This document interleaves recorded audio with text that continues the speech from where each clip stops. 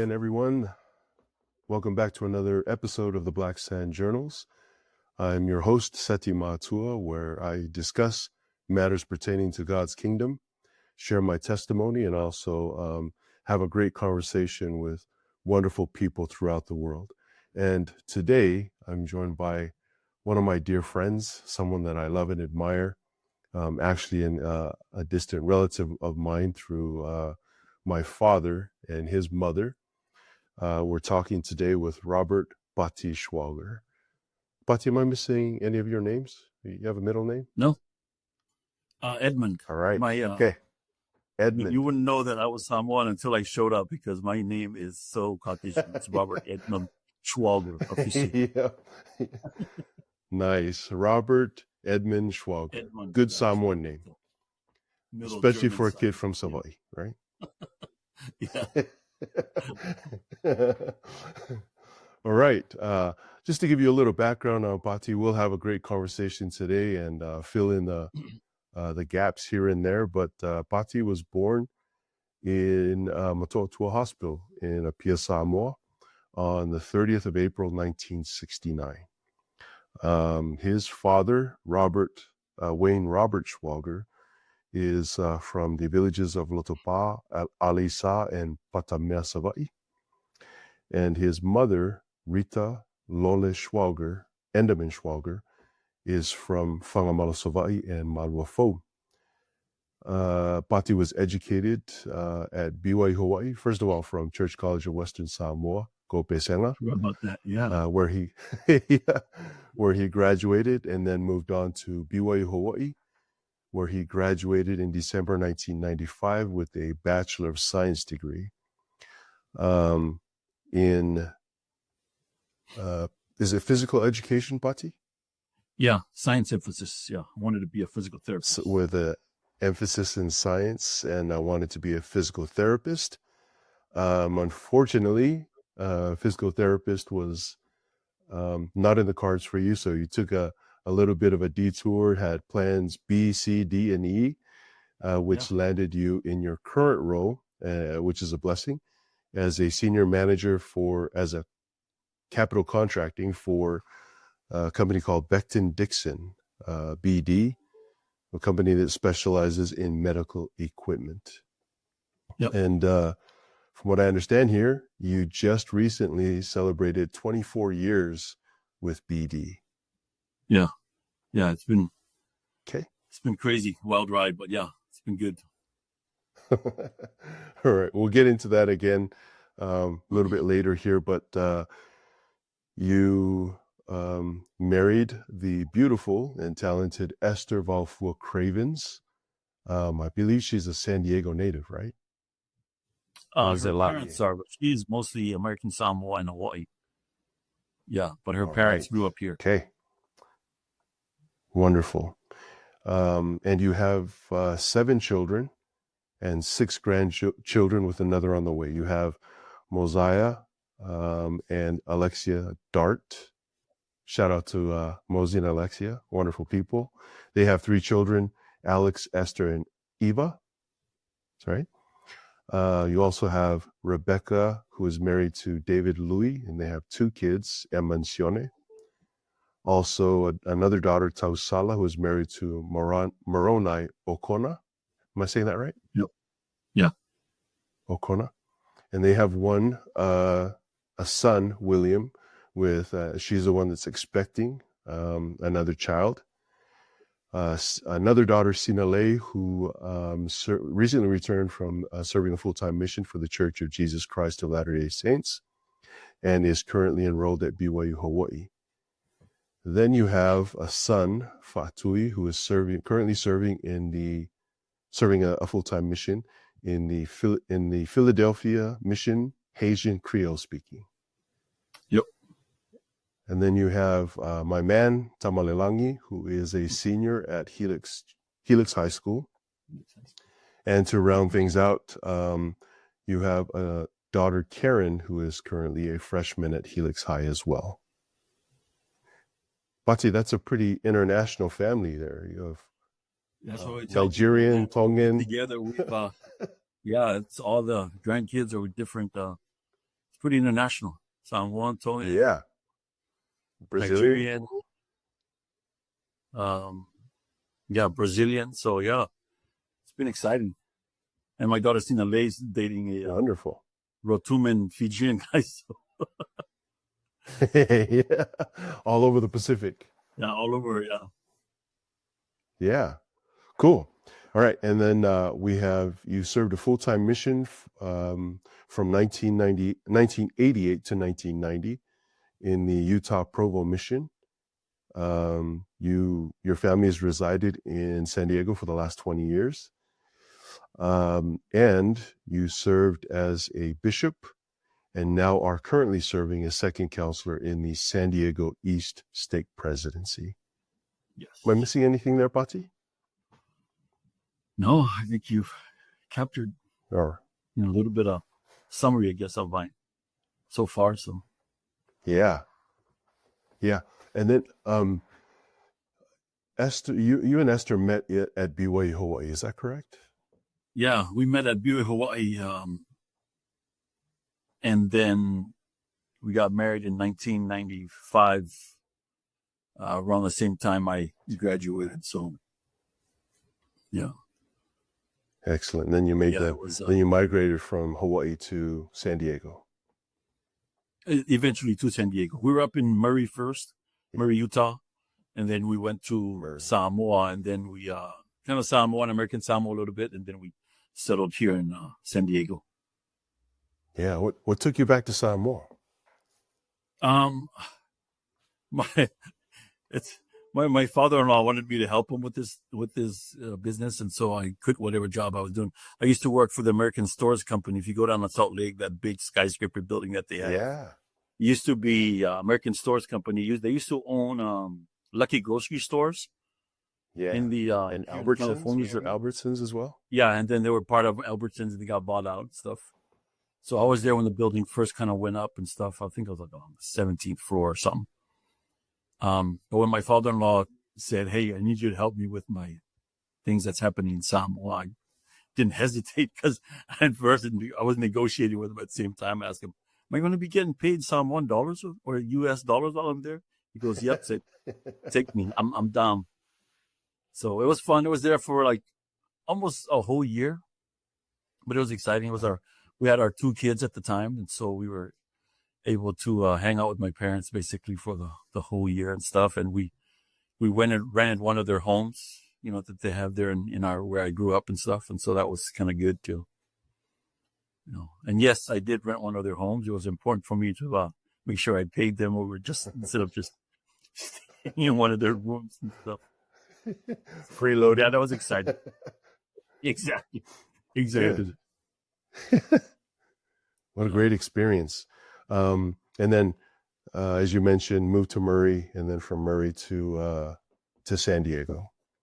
Yeah, the Murray thing was basically, when I graduated, it's probably the weird, I don't know how many people who graduate from college, and when they're walking, they realize, gosh, what am I going to do? Like, I don't even have a job set up. That's how it was weird, because I still remember walking like, what am I going to be doing? Like, I had nothing set up. And like I said, I wanted to be a physical therapist, and you needed more than just the bachelor's during that time. Bachelor's initially was a start, but you needed more than that. And we decided to start having kids while we were at BYU Hawaii. But I would tell you that some of the more spiritual experiences was when we did start having the kids. And I remember Esther and I were praying, and then I asked her, "So how do you want to do this? Do you want to still work, or do you want to work when we have kids?" And this is when we were going to have Mosey, and she was pregnant. And then after our prayer, I remember she got up and goes, "If I can, I would rather be a stay-at-home mom with the kids, right?"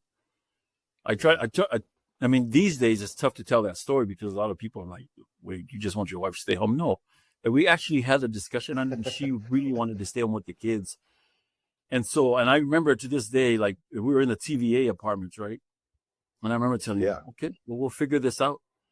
And we've been able to figure it out all the way up until now. Like, she's been able to stay home with the kids. She's basically raised every single one of the kids and stuff. And I've been able to, hustle and just go throughout my plan, skipping plan A to go to plan B, C, D, E, just so that we can make it. And so for, and also told myself, and we also discussed, like, look, if I have to do two jobs, I'll do two jobs so that you can stay home with the kids. And so that's been one of the blessings, is that Esther was able to stay home with the kids basically since we started having kids.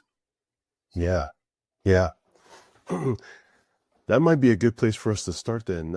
As a stay-at-home mom, how do you feel that helped you and your children from a gospel perspective, or even in life in general? Having a mom who was dedicated to, because like you said, that's becoming very rare in today's society, good or bad, or indifferent.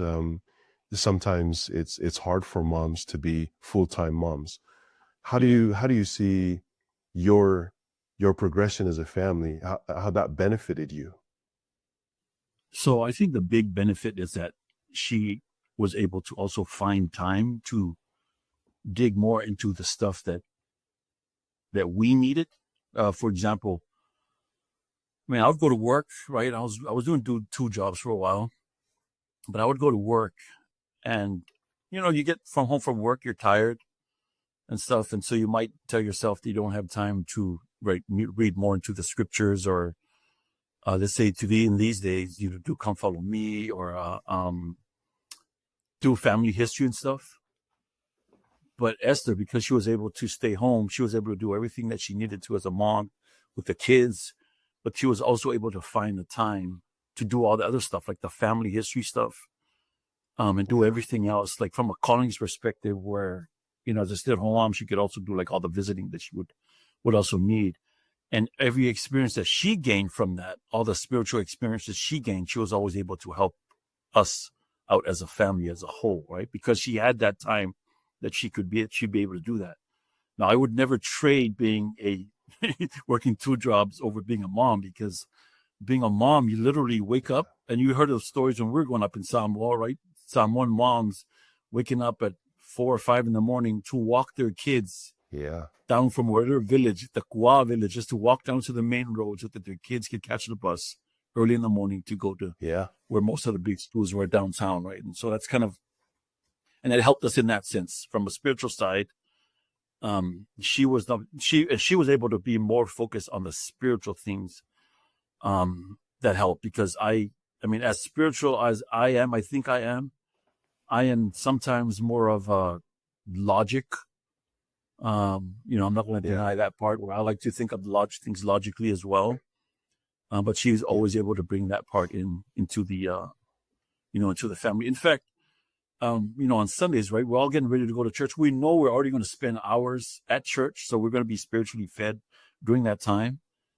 But on a lot of Sundays, in fact, just about every Sunday, before we actually leave our house, knowing that we're already going to be praying and stuff at church, she always emphasized, we need to have family prayer before we leave. On a Sunday even, right?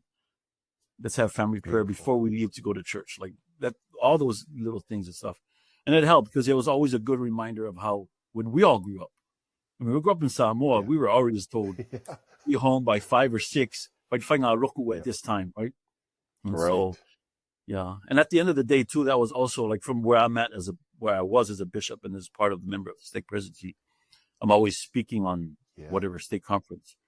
I almost always have to emphasize the way I grew up, because it wasn't just members of our church, our faith, that were praying. It was the whole village that was praying. Everybody, right? It wasn't like everybody had to be. It seemed like everybody had to be in. You could hear everybody singing their own church songs, getting ready for prayers. So, but I think that helped out a lot. That when she was able to be home, there was extra time for her to bring the spiritual side into our whole family as well. So,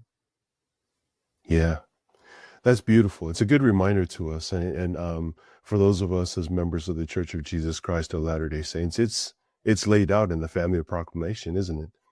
That the father's role is still that traditional role of going out, making sure that the family is well taken care of and provided for, whereas the mother's role is really to nurture and guide the children. Because it's really nice. and important. I've had the same experience with me and Jen, having that stability in the home where the mother is nurturing, teaching, and providing that spiritual guidance, whereas we as fathers are, like you say, the logical, and going out and providing for our families. And that's how we grew up in Samoa. Whether you're the farmer or the fisherman, in traditional roles in Samoa, we always had that patriarchal role. Yep. But the mother was really the central figure in most Samoan homes to make sure that children were provided for mentally and spiritually. Yeah. Yep. Yeah. Speaking of, tell me a little bit about your parents and growing up in their home and how their lessons helped you raise your children with your wife. Yeah. So my mom and dad, I mean, they were pretty strict, Samoan strict, I guess you could say. We go to church every Sunday. In fact, even when I was serving my mission, whatever letters I got, I think every Samoan missionary, whatever letter they got from their moms, they was like, don't forget to, wear this and do this and do that, right? Yeah. I never had a problem with that. I always enjoyed that. But my parents had a kind of a fun experience. My mom was a convert in Samoa. She was young, she was like maybe 16 or 17. And she kind of had to hide it. Her parents were LMS ministers, I guess you could say. In fact, my grandmother, my mom's mom, was actually born in Papua New Guinea because that's where her parents were from the LMS ministry, right? Which explains why she was explains why she was at Maluafo for a little bit. They were at school. Yeah. So from the Maluafo, I don't know how they ended up in Maluafo when they bought the house there, but as kids, our grandmother's brother was over the kids that were there in Maluafo for school. As they grow up growing up, we have the kids from Savai that are going to the schools in Upolu and stuff. They live with their families around there. So they actually had a house in Maluafo. She went to Samoa College, but her uncle wouldn't let her go to any other church aside from LMS, right? And then eventually my mom found out, or my mom, I mean, she was adamant about, taking the missionary discussions. In fact, the missionaries actually offered her ice cream to take the lesson. And to this day, we still tease her that he says that it's the best ice cream she's ever had and stuff. But I think one of the big differences in here and in Samoa where we grew up, like missionaries aren't really frowned upon. In fact, most people I know, when I served a 2-week mission there, we were always invited by the non-members. Didn't matter, So Maya, right? I mean, we didn't have a problem with that. And so whereas over here it's a little. You thought it was going to be easy. Yeah, it's a little different. And then my mom. So eventually she became a member of the church, and she said that there was one experience that she had where, as she was praying, she fainted in a room in Maluafo. And then when she remembered when she fainted, she was actually inside the room locked. But she said when she woke up, she was outside of the room. But said nobody in the family, none of her cousins, moved her out of there. Interesting. And somehow she said she gained like this crazy testimony out of because she had fasted as well, because she wanted to attend church and stuff, like the LDS church, our faith. And from then on, she said she was no longer worried about her uncle, and her uncle actually respected her as well. She feels that the spirit probably whispered into his spirit, saying, "You gotta let this niece of yours do what she'd like." And it's not like she was going crazy on anything. She just wanted to attend what the missionaries were teaching her. And she eventually transferred from Samoa College to Pesenga, to CCWS and stuff. And then my dad went there because the school was just nearby. He wasn't a member. He eventually got baptized only because he was tired of the missionaries bugging him. But the big thing was when they met. My dad, he's always teasing my mom. My dad always says, "Yeah, when I met your mom, I thought she was a town area girl, that she was from the town." And then you come to find out later she was a Savali girl and stuff. But yeah, he eventually got baptized. He was never strong from a testimony side, but my mom was always strong and was the one that basically carried it until And the great quote that my dad gave me was, even through all of the things that they were going through, because they were going back and forth. I don't know if you recall, but back in the day, there used to be like a teachers teaching program that they had in the different schools. Yes. My mom and dad were able to open up the Fa'ala elementary school. He was the principal. And then they eventually moved to Whangamalo. But during the time, he says there's a lot of these kids that were coming back and being teachers were getting paid more than he was. And he was the principal, right? And so you figured, I was like, man, I'm going to need to get a degree. That's how we ended up in Hawaii again back in 74, 75. Okay. And then we left in 79. But over the years, over those times, his testimony kept growing and growing. And then I remember not too long ago, I asked him, I said, so what is it that got you going back? He says, and this is a great quote he gave me. He says, the great thing about everything that we were doing is that over the years, no matter what we were doing and how strong your mom was and I wasn't that strong, he says that Heavenly Father was just so kind to them. It was just, it was like such a profound quote to me that's what it was. Like even all these things that they were going through, which wasn't too crazy, but he just felt like Heavenly Father was just so kind to him and my mom and stuff. And so anyways, they eventually graduated BYU Hawaii. I think it was probably the last year they had the, some industrial, degree where they had all like, technical drawing and all that stuff. They don't have the program anymore, but, and he was able to party that into, whatever he's been doing today and stuff. But from a church wise, we never missed, the testimony was always strong. They were always great examples. My mom was always a great teacher. I mean, she watched us from home, but there was a time where she was an elementary school teacher and she loved teaching.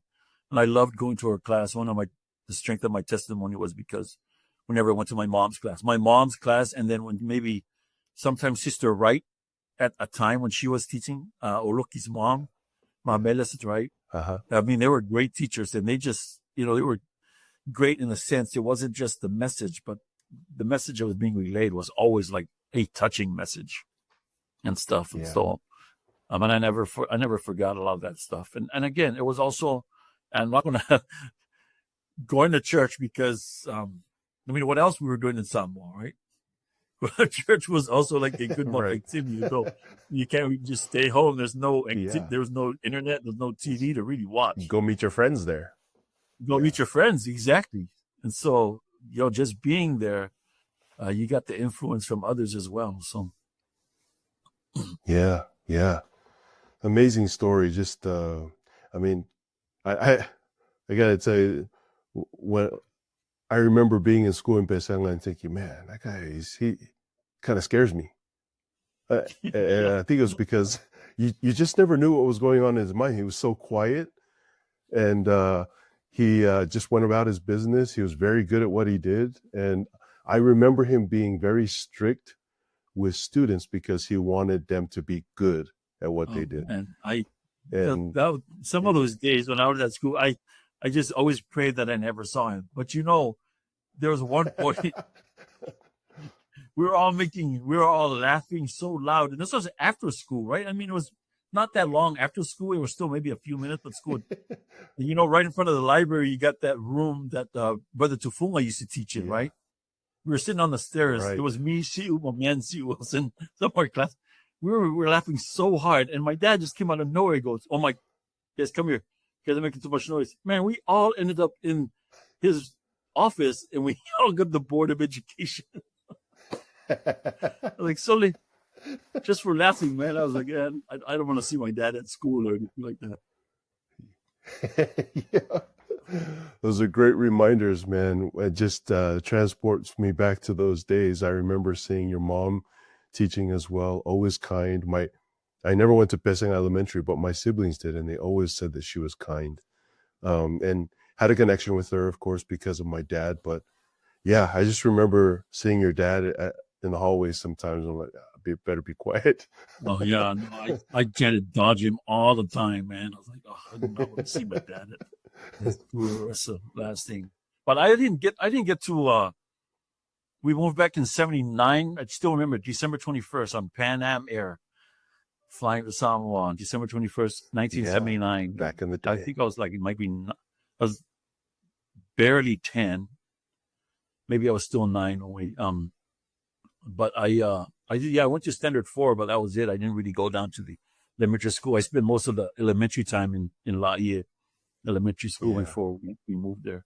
So you and I, when you guys moved up there, we were kind of in the same boat. We were like the Afakasi kids, still kind of figuring out, the new world that we're now in and stuff. So, but I loved my heart always swells when I think of back home, and I just growing up was I was so fond of growing up in Samoa. And I never left after we left in 79 until I graduated. I never even went to American Samoa. We were always just in Samoa, just doing our chores and living life in Samoa for those years and stuff. So that's why it's always I always enjoy going back. I'll walk around the same village, the same town, and just, it's like, man, I remember doing this, I remember doing that, I remember doing this. So. Exactly. And talk a little bit about those experiences, Pati. What about that and growing up, serving a mission, and then eventually marrying Esther? What about those experiences helped bind you to the Savior as a young man, as a married man, etc.? What life experiences really helped you center your life on Christ? So I would absolutely say that my parents obviously started it and helped trigger it for us. But also going to Pesenga was a big deal. I mean, we didn't just go to Pesenga. We went to Pesenga that also had religion classes, where there were big influence. Your dad was one of my favorite teachers. I mean, your dad was such a humble teacher, quiet and stuff. But he was a great teacher. They're all the religion teachers that we had. And so they were so good in influencing us. One of my influences also was our former Bishop Pula, Boasa and Miti's dad, Suva, and all those guys, their dad, just a humble man. And then I mean, I have to say, we're not going to say that we're rich or anything like that going up in Samoa, but we were fortunate enough that my dad, got his degree and he came back and he was able, we built all our homes in Samoa and stuff. But I also always loved hanging out with the kids in my back village. Boasa and Alessandra, they're the ones that taught me how to make a saka outside when we first got there, because I had no idea. I was Mr. My mom and dad were making rice and they were cooking it inside the house, right? Those guys stumbled across me.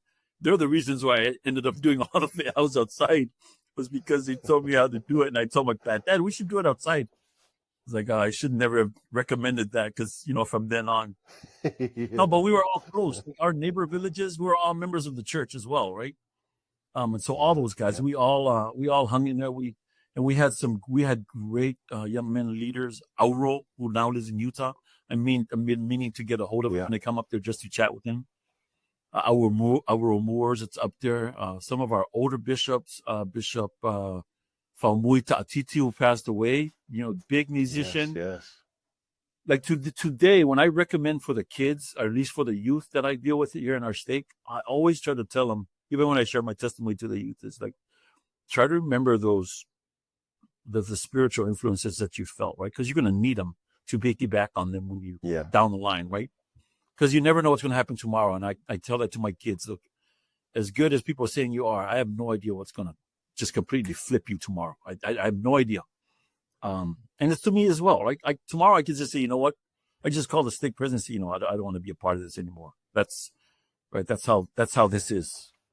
And you can do all that. But I always tell the kids, look, try to remember some of those nice spiritual experiences that you felt when you were younger, or even the non-spiritual ones, but that still led you to where you were. Because you're going to need some of those reminders, some of those pushes. And then a lot of it was also really, really confirmed to me personally, because I don't have a problem saying that I was able to maybe carry my parents' testimony for a while. And at some time I was able to get my own. Yep. I remember getting my mission call at BOA Hawaii. I just went over to the post office, saw my mission call. I didn't even know any better. We don't do it like the way we do it now, where they wait. Yeah, You know, I exactly. didn't have any parents. None of us had our parents there, right? So we couldn't say, hey, I'm flying to Samoa to open this up. No, I just walked from the post office, ripped it up and opened. I was like, oh my gosh, I'm going to Utah Provo mission. But it was, I mean, and so I got my call and I went on my mission to Utah. And the great thing is I'd never been to mainland USA when I got my call. This was in 1988, right? I'd been to New Zealand, but that was the furthest from Samoa, or the most non-Samoa that non-islander like Hawaii and stuff. But that's where, after my graduation. But when I came to the mainland USA, my first area was a place called Vernal, which is the east of Utah, right? I mean, it's far east. And I went to Vernal, and remember, I went in October, so we're looking at the start of winter time, right? The start of winter time.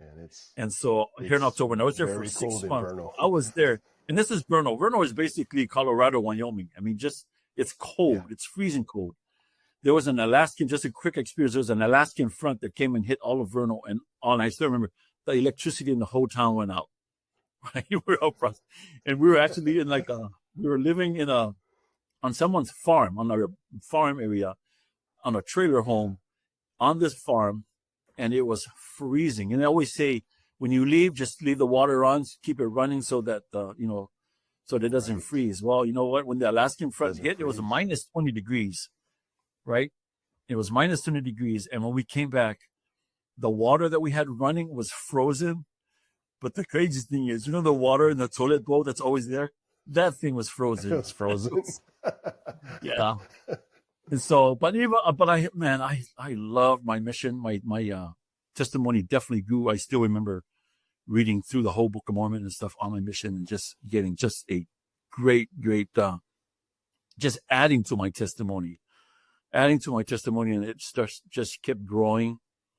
And one of the things that also kept going is we taught a Japanese girl on the BYU campus, and she decided to saying ignore her family, or, it's a tough way to put it, but she was okay with, being baptized. She told her family, and her family did not want to have anything to do with the church and stuff, but her convictions were so strong that she said, no, I need to do this. And the great thing about my mission was the Utah Provo mission. It was one of the highest baptizing English-speaking missions. But of all the baptisms that we probably went through that we were a part of, I would say like maybe a handful of them were probably the reason why I was there, right? I could kind of see that, right? So it was great. And then one of my big spiritual experiences I felt was when we were at BYU, Hawaii.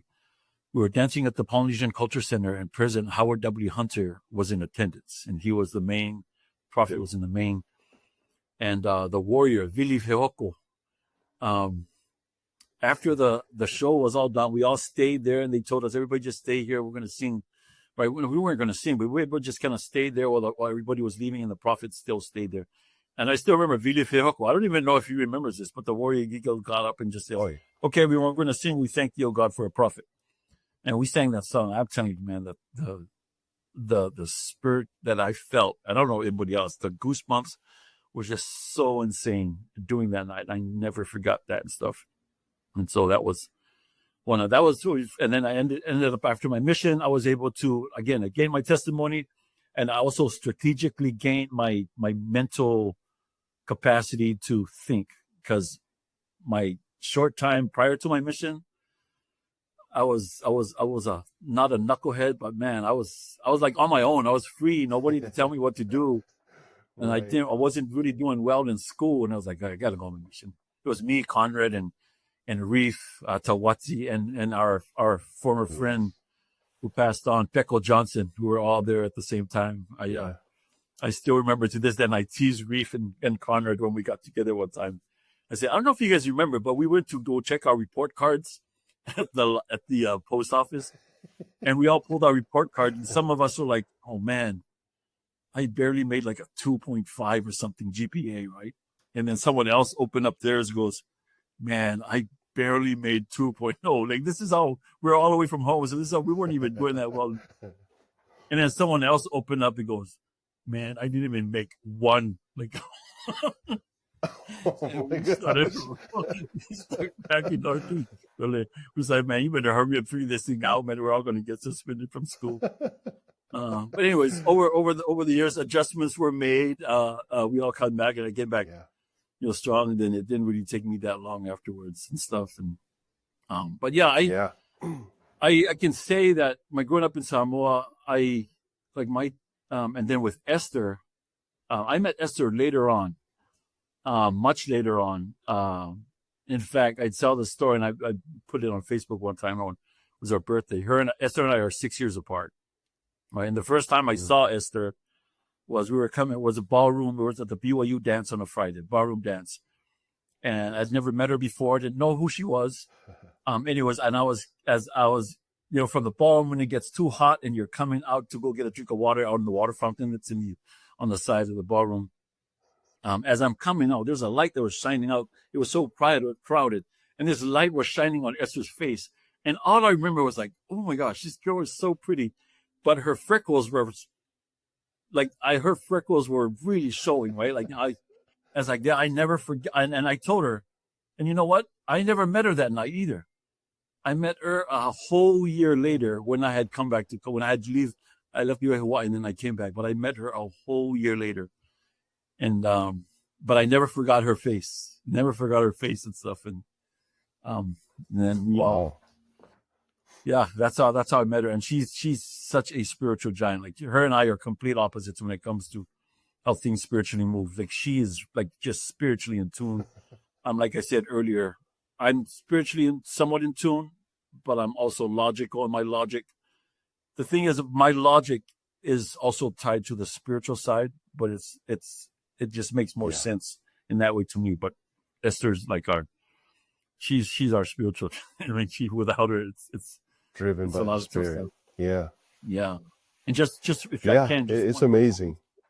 Out of that, how that really almost solidified also our testimony, and not just my testimony, our testimony together, sister, but it also helped us solidify our how we wanted to do things in life. When we were living at TVA, we were struggling. I mean, student, obviously, and we were broke. I mean, we were seriously broke. And I remember we only had $60 to our name. And I think a lot of people might have a story similar to this, but so it's $60. No, we needed we had $60 to our name. But living at TVA, and we either needed to pay tithing or to pay rent or something else, right? Yeah. And I asked Esther, what do you think? Like, here's me. I'm the one that's a returned missionary and everything and stuff. And I should have all these experiences and things that I always, and she's like, no, we have to pay tithing. Watch. We pay tithing. Watch, the Lord is going to bless us. I said, are you sure? I mean, this, right? And then as a guy, as old fashioned, I'm trying to support the family. He's like, I mean, we got, we're going to need this money. So anyways, while we're going through that, my sister Frida and her husband Mangi, right? They needed like a temporary place to stay while the place they were staying at were being fixed. So they needed like 2 or 3 weeks or something like that. And so they came and squeezed in with us. And this is a 1-bedroom apartment in TVA, right? And so they came and they squeezed in with us. And I told my sister about this story and she never remembers it. But they came and stayed with us. And so while they were with us, right, we were a little bit able to alleviate some of the financial burden and the pain because they were there and they were helping prepare the food. And then the day they left, I was already at work. Esther was already at school. So nobody was really home except for Frida and Mangi. But they were leaving that day. So when we got home, I tell you, when we got home, Mangi and Frida were already gone, right? They had already cleaned the house. I mean, they were grateful for our help. And they didn't know that we were struggling. And they also didn't know that we were needing, some financial help, right? But when they left, Esther and I came back home, and we had like a little TV stand, but on top of the little TV we had, my sister had left like some money on there, right? And I thought it was like maybe $20 or something. Tell you, when we opened it up, guess how much it was? To the penny, $60. Not even $5.50. Nope, not $6.05. It was or 60.05. It was $60, the exact same amount that we've been needing, but we'd already used up to pay tithing. I mean, that's solidified us from then on. Ever since we left there, it didn't even matter. We would never, like, we were always doing that. And over the years, also Esther, again, she's our spiritual giant. She's always encouraged. She says, look, I know we're struggling, but if we pay a little bit more in fast offering, it's like, this every guy goes through this job like that. So it's like, but if we pay extra in fast offering, yeah, and we did that as well. Like over the years, we always paid extra in fast offering. In fact, I don't even look anymore. Whenever I pay tithing, I also am paying fast. It doesn't matter. It doesn't matter if fast offering. It's just part of the way we've grown and the way we've learned. And I think, to me personally, from all those other things, all the blessings, everything that I've made up to this point is because we've tried to put God first, right? And Yeah. I didn't mention anything about Tama yet, but that's all of that. All of that is just we've been letting God prevail over our lives and stuff, and so we've always sort of just put Him first in that, and I like putting that out there. I like letting people know that that's just how I roll. That's how I like to roll. Yeah, and it's such a simple thing, isn't it? But there's so many blessings that come from it. Yeah, one of the biggest compliments, I mean, just like you shared. Yeah, one of the biggest, excuse me, Seti, sorry about that. One of the biggest compliments I got was when I was a bishop, someone in my ward went up and they bore their testimony, and they were talking about service, and she was a young mom too, like her husband's a doctor, right? And so she has, whenever she goes to do stuff, she takes her kids with her. But one of the biggest compliments I got is that when she got up to share testimony, she said that, whenever I go and do these service projects, I always like taking my kids with me. It's important that they learn, right? And he goes, and the reason why I do this is because when Bishop goes everywhere, right, all his kids are there. It doesn't matter. It doesn't matter what service project. So whether you're cleaning the church or you're going to help whatever the neighborhood, all these, no, my kids are always going to be there. They're going to be there, and they're going to be coming with me, and they're going to be helping and stuff. And so, anyways, just all spiritual guidance and spiritual help and stuff. So. Exactly. And I know you've experienced this a lot with serving in leadership capacity, but when you teach people the law of tithing, it's such a simple thing, but it's also a very difficult thing for us to fulfill when you're, just like you said, you're scraping by financially, trying to find ways to pay the bills and keep the lights on and then feed your family. Yeah. But at the same time, Heavenly Father's asking you to show your gratitude by paying your tithes and offerings. And I could go on and on about the many blessings that Jen and I have received from paying our tithing.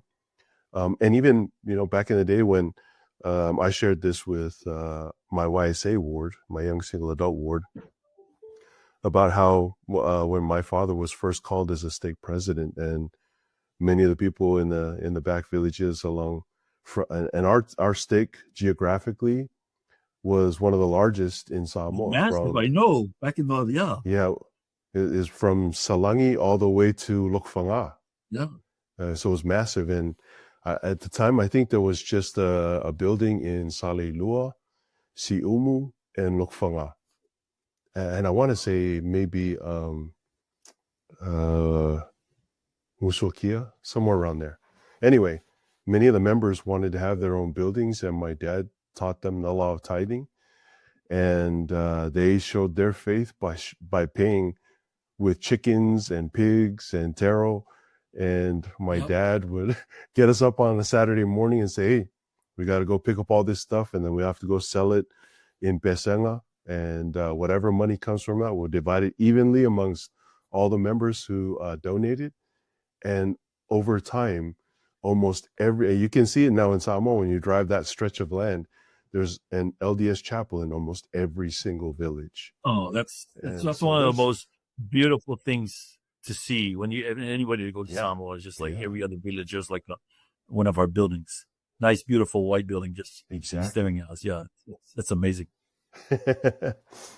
Yeah.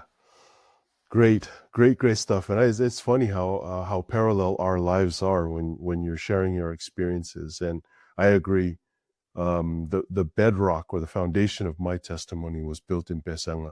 And yeah, we lived kind of in a bubble in Pesanga, but it was a bubble that was filled with spirituality and just a lot of good, joyous times where our lives were centered on the church, and the blessings came because we did our absolute best as families to live the gospel Yeah. in that beautiful place.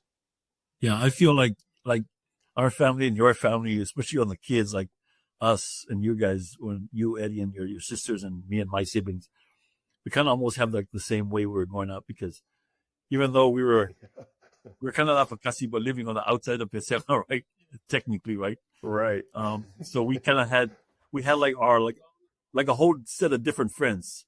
Like we had all our friends that are in our village and stuff, but we also had all our Pesenga mates and stuff, because some of us went to the Pesenga Lima ward at the same time.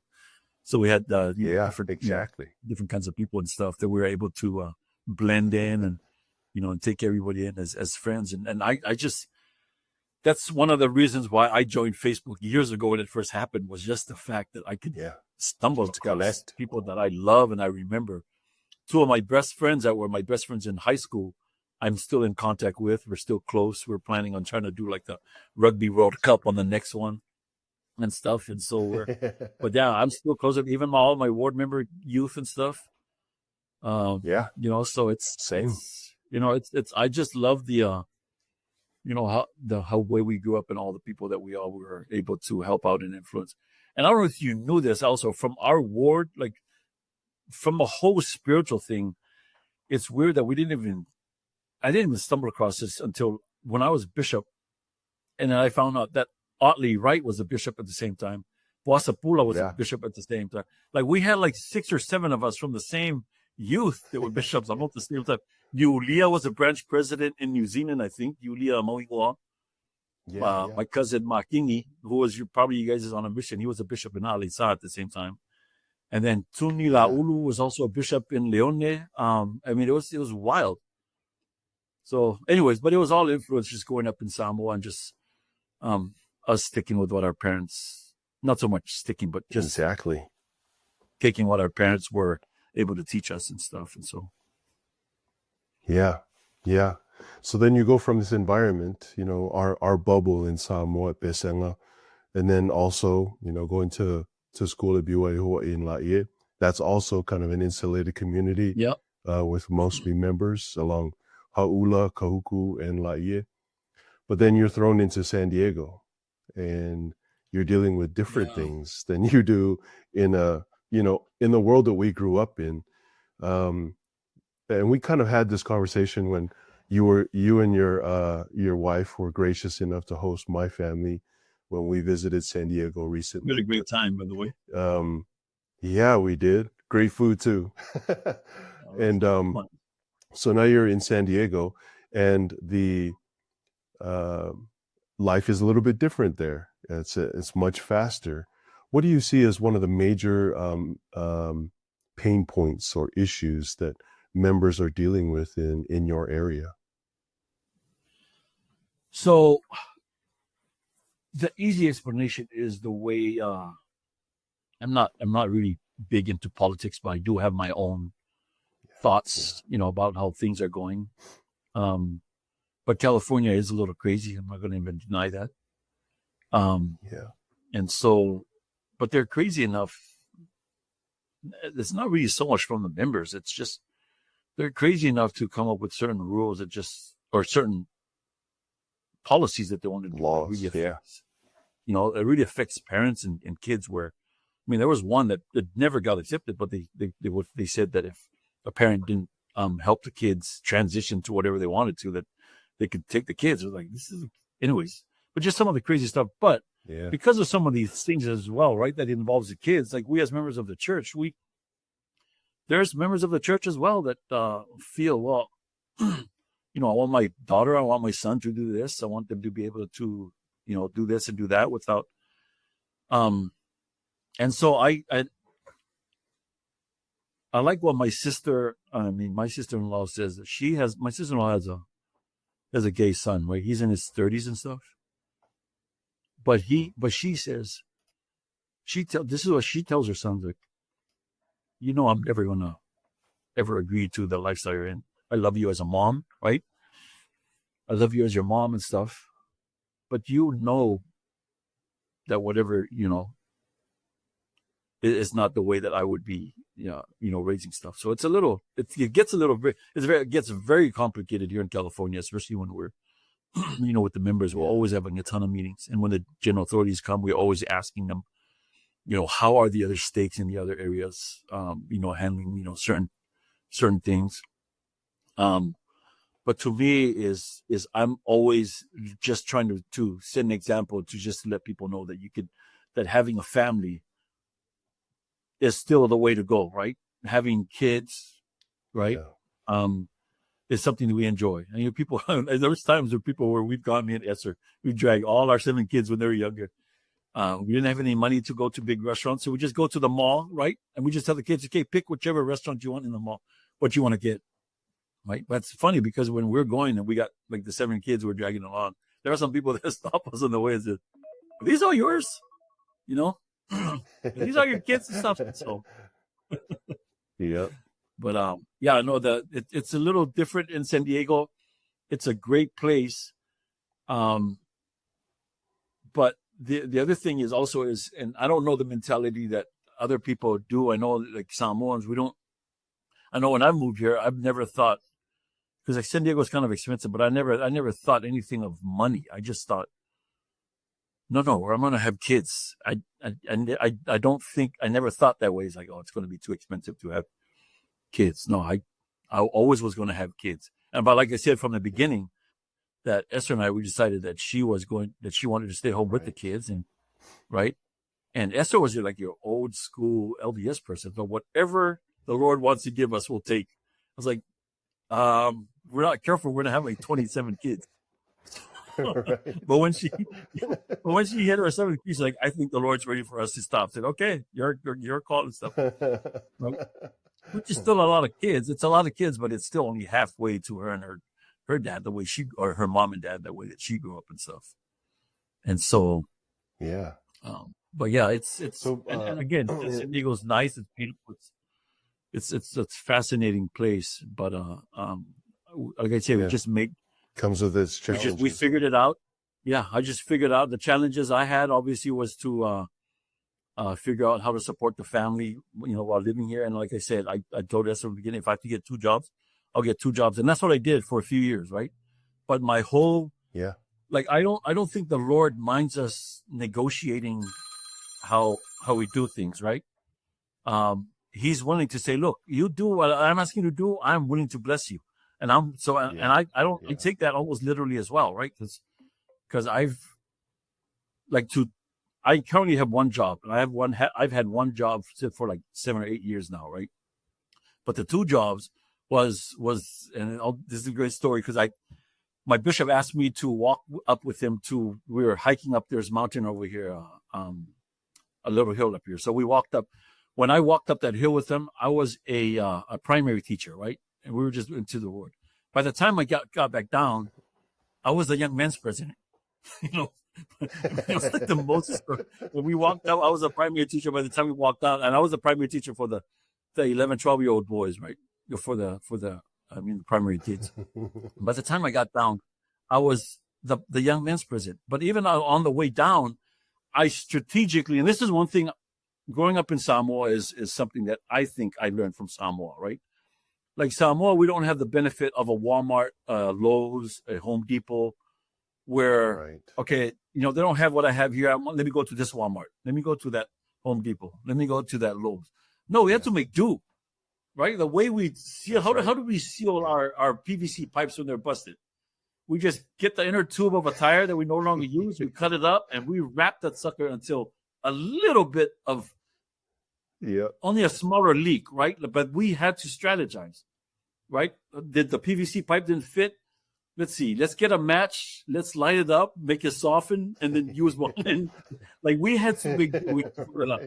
And that's how. So you take the pulu from the ulu tree. Exactly. That's how, to me, is just something that I love Samoa, is just my strategic thinking. Like I said, I had to use plan B, C, D, E, to get to where I am today. And all of that had to do with my strategic thinking. I have my bachelor's to get into the door. But if I'm in the door, you're going to see, the way I work. It'll be my Samoan way of working. Right. And I remember a few years ago, and when we, again, with the 2 jobs thing, like by the time I got back down, when I was coming from the hike with my bishop, by the time I got down, I was a young men's president. But the background behind that is I was hesitant even when we were coming out, because the 2 jobs, I needed the 2 jobs for me to support my family, right? I was working, I got up at 2:30 in the morning to go to my FedEx job. And then I had to race to my regular job. And then I would come home, and it would be a Monday to Friday thing. But the FedEx thing was a Saturday, or was a early Tuesday morning, like 2:30 in the morning to Saturday, right? And in my mind, it's like, gosh, if I quit this job, I don't know how I'm going to support my family doing this. But like I mentioned earlier, I try to put as much as I can on the Lord so that he can help me out. And I figured, you know what? The Lord is saying, if I do all I can for him, that he will help me out. So you know what? I decided, I'm going to take the calling of being the young men's president, and the lost income from my FedEx part-time job, the Lord helped me strategize how to replace that for that 1 year. And then from that job, from that whole situation, was almost like within a year's time, I became a manager at the company I'm with. And in a matter of months, I became a senior manager. Nobody knows what some of these people make until you're actually in it. They were like, well, dang, all this stuff is hidden behind the scenes and nobody knows about it. Because I didn't want to be a manager. I didn't want to babysit people. I didn't want to do write-ups and all that stuff.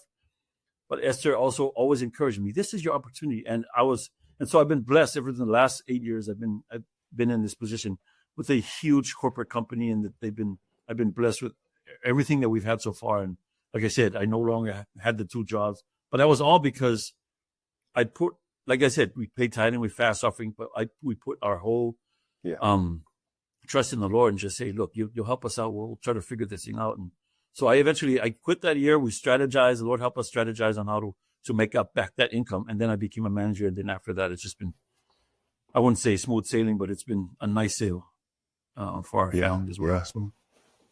Definitely.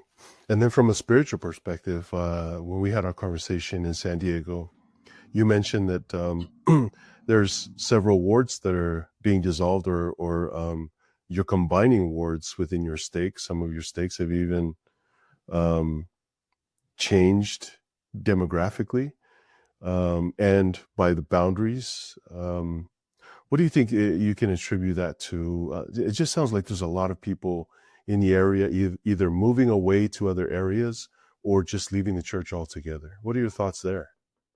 So it's a little bit of both. It happened during COVID. We went from 6 stakes to 4 stakes, completely different from what you normally do. Right? You kind of expand more. And of course, San Diego area is also wide. Kids weren't able to do anything. The youth weren't able to do anything. They weren't. In fact, one of the things I did as a bishop was we were fortunate that our building had a big field in the back. So during COVID, we asked permission to meet in the back just for sacrament, right? I mean, we're all spread out and stuff still. So that was kind of an exciting thing. But even at the same time, because COVID didn't just take you away from church, it also took you away. There's a lot of people that it took them away from their jobs, right? So a lot of people were also losing jobs as well. And one thing about here is when people call us as bishops from everywhere else anywhere else in the country, say, hey, is there a place that's cheap enough that we can come and live in San Diego? It's like, dude, I don't even know where. I mean, you could, we encourage them that if they're really struggling, that they should probably try to think of elsewhere to move, because, things are expensive, right? It's like being in Hawaii and you're asking somebody, hey, is there somewhere cheap here I can live? It's like, no, you have to be honest with them and tell them. Right. And so that was one of the big things. Like COVID really did do a number on a lot of the people. A lot of people did have to leave because of jobs and stuff. And I was fortunate. I worked for medical equipment company. And so the businesses I was in, it's when people were sick. So they really needed all the products that we had. Yeah. Still, right? Because also our products are also these infusion pumps that are in the bedside of the hospitals and stuff that people use. And so, so that was the case with that. And then they, excuse me, I would say also because of the way California was going, I mean, just the policies, families. I'm not trying to take anyone down because everybody's entitled to their convictions and their beliefs. But there were families that were just really leaning to what their kids wanted them to do. Right. Yeah. The young kids, right. Not where stuff that might not have been logical enough to agree to, but parents would be, they were willing to give up, the gospel, the church, in favor of, what their kids or their friends. I mean, it was kind of a wild way to go. But as a bishop, I mean, the biggest thing that I really did was always just to be an example. There was a one time, like, we were part of the time where they burned our city down. They actually burned 2 big buildings here in our area here in La Mesa. They burned a couple of the banks and stuff. And then when I was meeting in our bishopric meeting, we told, okay, let's end our meeting. Let's go and help the city out. So on a Sunday, we just all went out and everybody was out in the back over in the downtown La Mesa to help clean up. I mean, there were cars that were burned. They were everywhere. It was just so wild. But I think, and also one of the other things is, and again, when I say example, I'm talking like I want to set an example as a bishop and say, look, this is what.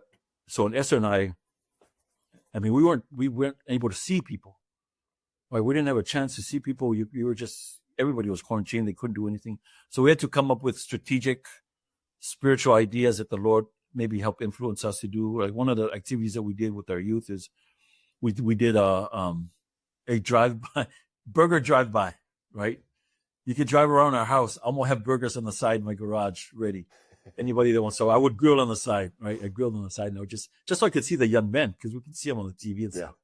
So that was one of the things that we did. We had everybody, they told them, bring your families, right? Just come grab a burger, stay whatever, 6 feet, whatever they were telling us to do it back then.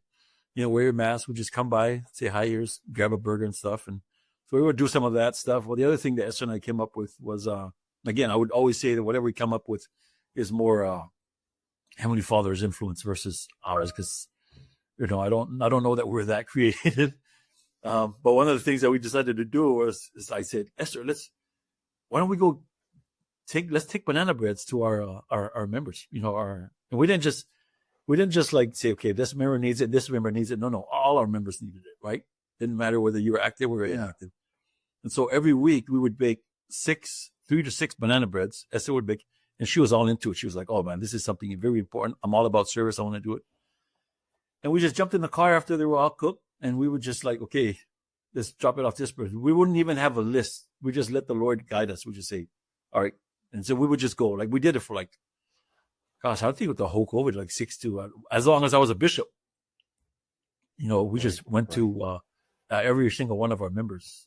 It's at least the ones that we were able to capture and stuff. And we just like, hey, just wanted to stop by and see how you're doing and stuff. Just to be seen. But it was tough. And we also, I mean, we had, we continued to have a service, even though it was online, during the time, but it's just a lot of, that's what kind of scary for me, right? It's like people eliminating the gospel because something else came up, right? Something that they weren't comfortable with. They decided, okay, I'm going to go this way versus go with the Lord. Like 100% go with the Lord. like that's not like a 90, like 100% go with what the Lord is asking you to do versus, all right, maybe, no, you at least if you 100% go with the Lord, it's his fault, right? But if you go the other way, it's going to, she used to call me one time. Yeah, I remember she used to call me and say, hey, the kids aren't feeling well. Should I take them in? I was like, we have great insurance. Take them in. If something happens, at least we can blame the doctor. But if it happens because we don't know to do anything, right? Yeah. So anyway, that's my stupid logic sometimes is, but I just try to figure the Lord is more, he's gonna, tell me and stuff. And so. Yeah. Very interesting. Thank you for sharing that. Couple of final things, Pati. I mentioned your son Tama came a little bit later in life in your marriage, and explain to me. And I told you when we met how I admire your relationship with Tama, and though I have no clue what challenges you have to go through, but it just seems like there is a different spirit that he brings into your home. And maybe if you could share some of the things that you enjoy doing with Tama, just so people understand that that's not a challenge, it's a blessing. Yeah. So that last part of it, let me just explain first. As when Tama was first born, like we didn't know, right? When he was first born, we didn't know that he was Down syndrome. And that's where it goes to maybe the mentality of some people sometimes. Like again, and I have to pull all this back from the way we grew up in Samoa, right? We go with the flow. Our parents ask us, well, what to do and stuff, and we say, how high do you want me to jump, kind of thing, right? And so that's why and I would say, I don't know, maybe a good percentage of them don't really care when they come here. They want to still have their kids. It's not like they left the culture behind. We still want to have our kids and stuff. We don't know what expensive really is, even though it does get expensive because Samoa is already expensive and stuff. But we just kind of go so when we had Tama and he was born, the doctor told us, he has Down syndrome. And he thought it was just like a gotcha, like not a gotcha, but like see what the parents think. We're like, okay. Yeah, that's shock. Yeah, it's like, what do you want us to do? Put them back? No, take them. Like the type of it was growing up. What else would tell me? What did we tell you? We're excited, right? There's no buyer's remorse. Exactly, right? It's like people when they do the daughter and the son, like our 7 kids, we did not know any single one of them. We didn't know whether they were a boy or a girl, right? We were just like, I mean, you can't switch them, right? So it's like, right? Some people want to get too prepared. It's like, no, you go with the flow. We didn't go to any birthing classes, that kind of stuff. You just, this is, you create memories by stumbling across, hard things at the same time, right? And so, but one time I was born, that was kind of a funny thing. It was like the doctor, we're like, okay, we'll take him home with me. We're excited. He's our kid, right? And then to top that off is we also there is me. This is my thinking, right? Because he's our kid number 6, and we have 7. A lot of people, some of the doctors like, and you probably don't want to have any more kids. And I'm like, no. We need someone to play with this kid. Like instead of thinking like how expensive it's gonna be, I was like, no. We need someone to play with this kid, right? So that's why. And so I always tease Esther, and she's like, but anyways, that's how funny it is with Tama. And then Tama, so he has Down syndrome. Me and him have a good time. And I think I would say that probably the best way to deal with if you have a kid like that is to do as much as you can to make it normal for them, right? Like Tama has chores. Yeah. Tama puts the dishes away. He clears the table. He has less chores, obviously, than his regular siblings. Probably get in trouble for saying that. But he has chores. He has chores. He also has his turn of saying the prayer, right? If it's his turn in family prayers, right? But we also did the same thing when our kids brought their non-member friends to our home, right? We didn't apologize for saying, okay, it's Monday. Let's wait. Right? We're having family night, and your friends are welcome to blend in, right? If your friend wants to go outside and play while you're in here, so be it. But they can be a part of it, right? We're having family. We've had so many of our kids as friends, be a part of it. But with regards to with Tama, like he's so much fun. Like I like teasing him, but only because I want him to be a part of the whole life thing. Like he's a part of everything that we're doing. We try to treat him as normal as possible. At the same time, as parents, we know the situation that he's in. We take him to take him walking and stuff. Sorry. We take him walking. No worries. Mile walk and everything. We try to exercise with him. He passes the sacrament. He has the priesthood. If anybody wants to experience it, but everybody that comes to our ward, all the visitors, they always say, "Is that your son? Thank you so much. It was such a," they're always like in awe of him passing the sacrament. He doesn't pass on his own, but he has someone that he follows, right? He used to be just his brother, but now he's already comfortable with the other deacons and the other priests or that are there to help pass the sacrament. So he passes. We try to get him to do as many normal things as possible. Like I said, he has chores. And at the same time, we always tease like, this guy, what is he really, man? There's a couple of times he loves fried chicken, and he loves hamburgers. There's one time, and sometimes we're like, I don't know, this guy is just punking. We feel like he's punking us sometimes, right? So we get a kick out of that stuff. Like he's completely punking me and his mom. Just one time I was over here working right here on the table, and he goes, and his mom is in the room just busy, not knowing what Tama was doing. So Tama goes and gets his own food. He gets his chicken, and his plate of chicken is just like stacked so high. And he warmed it up, and he's sitting down. While he's sitting down, right before he says his prayer, no, he didn't say his prayer yet. He sits down with his thing of chicken. I'm on a conference call, and I pull my conference call, and I'm on mute, and I tell Tama, does mom know you have all this chicken? He puts his hand over his chicken, and he goes, Mom busy. And he goes right into his prayer. Because he knew his mom was going to come and take away some of the chicken that he had and stuff. So it's a lot of fun. Like even to this, I've recorded a lot of stuff with just me and him. Where I'm saying, Tama, can I have some of that? I don't know what's, the way their mind functions, their mentality, but Seti, he has never said yes yet. This is how stingy he is. Like that hasn't occurred to him what giving is, right? And so it's so funny that like I've done so many of these videos where I just say, like after we'll start eating, I just film them and say, Tama, can I have some of that? It's like, it's like, what the fuck? So, but it's a lot of fun. He's there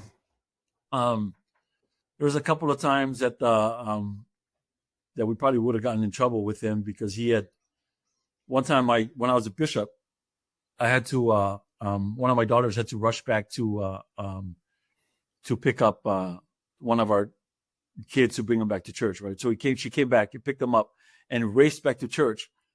And Tama was here with her, with Karen, right? And so as she raced back to church, after she dropped him off, she came back. And as she was coming back, she sees this, like she thought it was like this homeless person on the road. It was like, and literally it's like almost 3/4 of a mile from our house over, like not, which is far. And she goes, I thought this homeless guy was going to cross the street. And I was like, what is this person doing? Anyway, she looks over and it's Tama with his tie. This is on a Sunday, and with his belt and with his shirt untucked.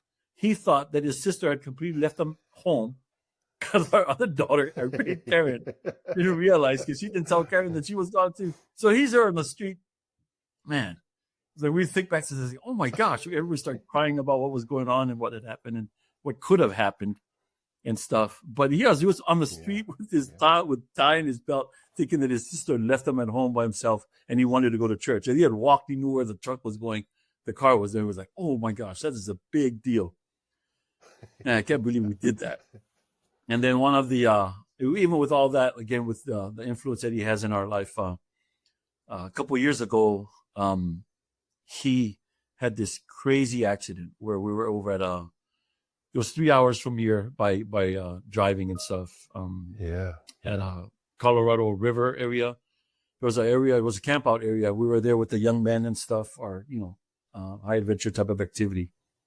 And on one of the days there, like maybe 2 days before we were coming back, it got really windy, and the campground was under trees, right? It was an actual campground. We didn't go find trees. It was actually trees that were part of the campground. Anyways, it got so windy, excuse me, and everybody was all the boys were just kind of gathering and stuff. And then out of nowhere, like a 70-plus-pound tree branch fell 20 feet high and landed right on the top of his head.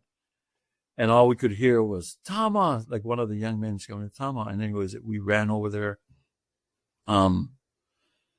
It was oh my God, it was probably the most scariest things I've ever with my son. Like as a parent, like you want to do as much as you can to help your kids, right? To guide them in the right path, to help them if something happens physically, mentally, help them with school and all that stuff. But I didn't know what to do, but there were some last minute things that my mind or the Lord is telling me to do. And so when he got there, so I ran over there and he had a big old fracture on his head, scratches all over his head. It hit his head and it slipped on the side and scratched all his feet.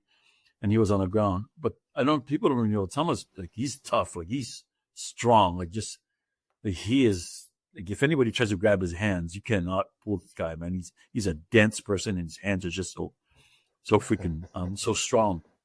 Anyways, we got there, and all I could think about, it looked like his tongue was going there. So I stuck my hand, and you're not supposed to really stick your hand in his mouth and stuff, but I felt like I needed to. I stuck my hands on the outside of his mouth so he doesn't bite me, and I grabbed it so to make sure his tongue wasn't slipping into the anyway, so he'd choke and stuff.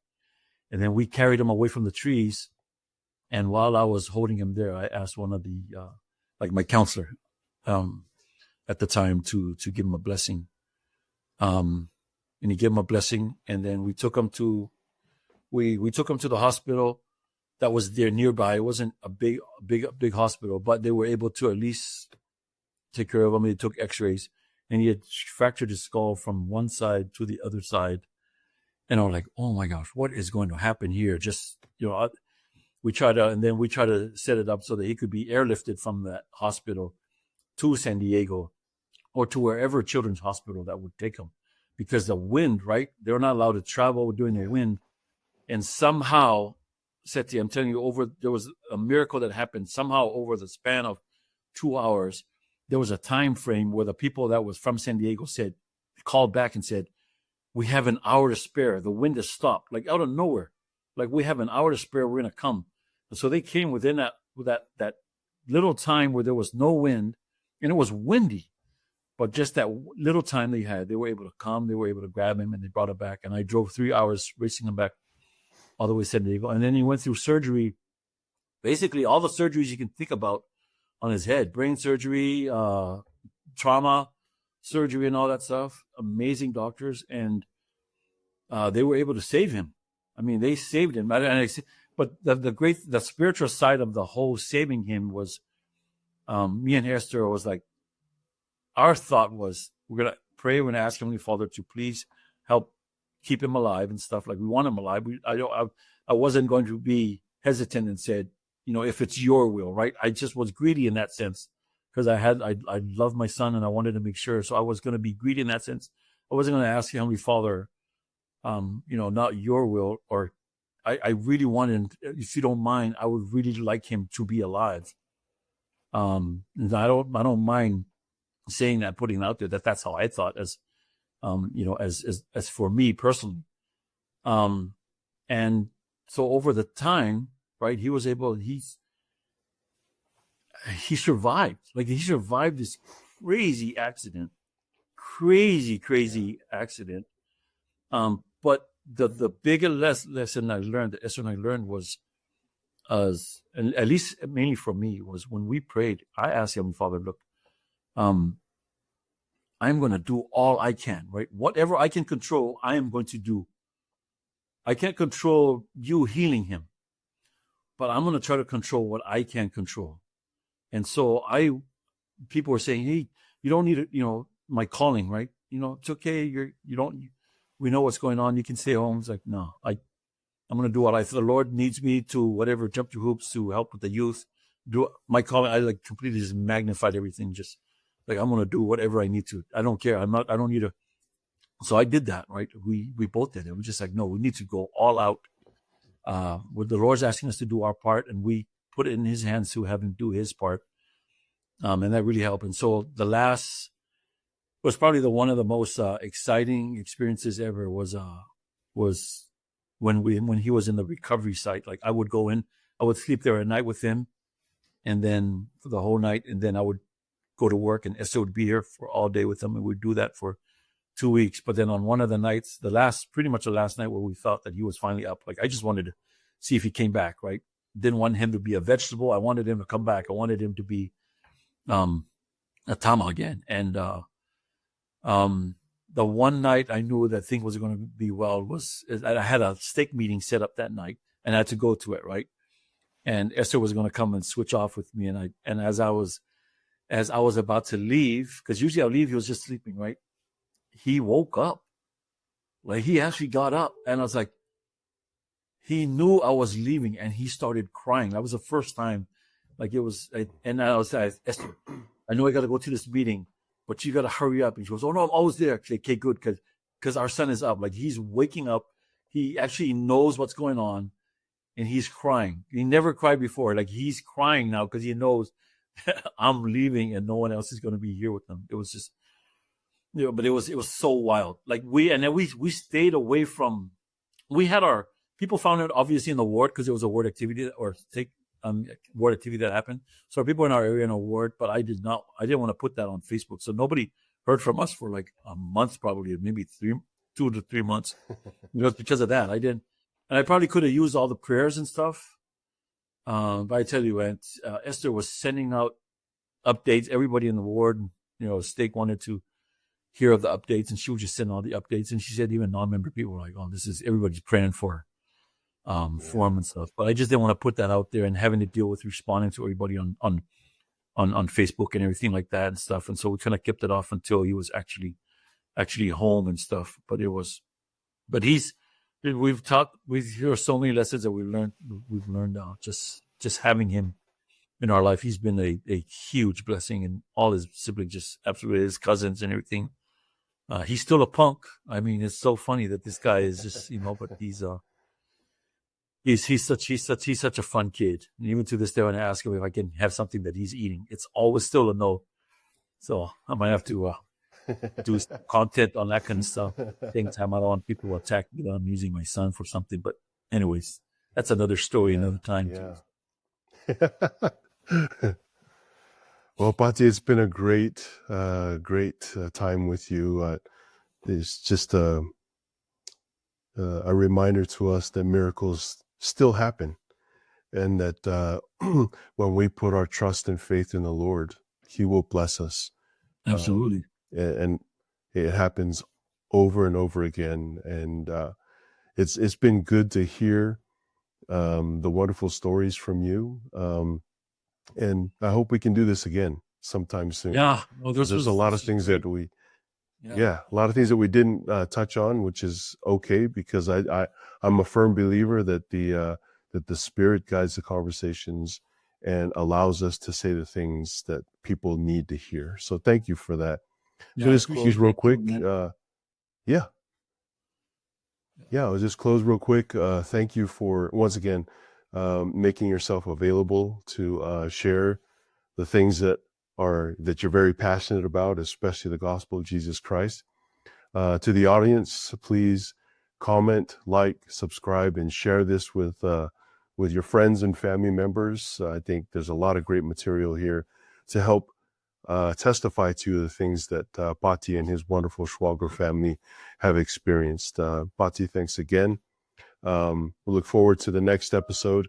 Again, if there's any feedback that you can provide, please let us know so that we can get better at this. Thank you very much. No, I appreciate it. Pati. I'm gonna have to finish up listening to the Brent one. That was so interesting, the way where Brent was going. I already talked to Otley about his, and say hi to Elder TikTok. Never met him, but I love so far his story, and I got about 20 minutes. But no, this was very fun, and I especially love every single one of you guys that we all grew up with. We all have some very similar and funny stories and stuff, but to me, it's always, I just love reflecting back to how we all grew up, and whether it was there or here, and the influence that we received from all our people that we had, because I know I have a ton of influence from Hawaii, from people that I met at Beauty Hawaii too as well and stuff. But no, you've always been a great friend, Seti, you and your family and stuff. Us growing up, basically the same area and stuff. But I appreciate you finding it